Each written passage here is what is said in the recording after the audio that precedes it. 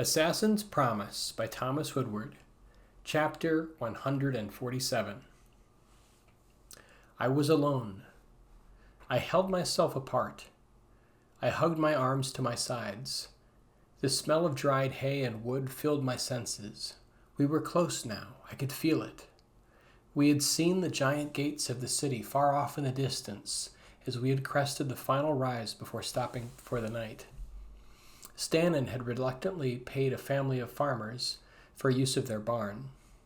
The small farmstead was one of the first at the base of rolling hills, on the very lip of the desert's touch. The ground was still sandy here, as the wind blew it from the tops of dunes that were just beyond sight. A small goat pen had been attached to the wide barn. Hay bales that had been collected farther from here rested amid the rafters. The scent was unmistakable and reminded me of home for some reason. The inn I had grown up in had its very own goat, although we had no arable land to plant grain. The hay prickled against my neck, causing me to itch every time I shifted my weight. Stannon sat with his back to the low wall of the barn, a floor below. His cold gaze did not break from where I lay. I wondered if he had ever trusted me,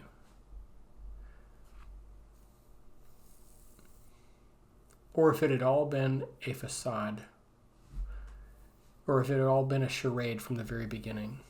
Holding my hand to my ribs, I felt the heat emanate from where he had struck me. It was tender to the touch, but my ribs would heal in time. If I had time, I thought darkly.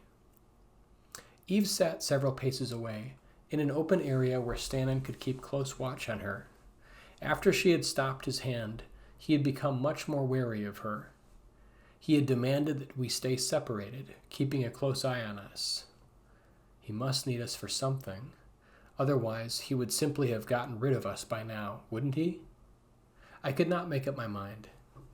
There was an unsteady peace that reigned, his threat of violence held in check by Eve's promise of vengeance. I could not tell if Stannon truly felt he could not act, or if he merely chose to give the appearance of such. Perhaps it was to his advantage for us to believe that we were safe with him. As long as we followed through on his directives, what would he care? But why? What was so important an act that only Eve or I could complete? Something that Stannon could not do himself. I had seen Stannon kill with impunity. No fear had plagued him at such times. What could bring fear upon him then? As sleep took me, I struggled with more questions. Was Stannon merely bluffing? Eve slowly stretched her muscles, moving in a strange circle before finding a spot to her liking. She turned her back on the betrayer. He had tried to impose his will upon her and Eddie, and she would let him think he held the upper hand, for the moment. She would act when the time came, though. She must never trust the betrayer, never. She would avenge her sister Amal. She knew it would take much of her life energy. If she guessed wrong, it would bring eternal ruin. She was the last of her people. Duty demanded that she set aside personal feelings and focus singly on the continued survival of her people. She could not be careless with her life energy.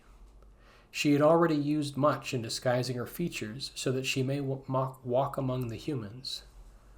But her heart cried out for vengeance, to destroy the one who had led so many of her brothers and sisters to the slaughter. She let him watch her. At the moment of weakness, she could strike. Her hate threatened to consume her. Closing her eyes, she sank into a trance, preparing her body for sleep. Threads of color sprang up around her vision, whirling faster in her mind's eye before settling in on herself, sinking in again into her form, strengthening her disguise further. She had to maintain the deception each night, renewing the lie. Inakal had opened the gateway that had allowed her transformation to take place. Eddie had lent his own harmonic vibrations during the initial ritual, which had added another layer of power. She could feel the betrayer's eyes on her. He would see nothing.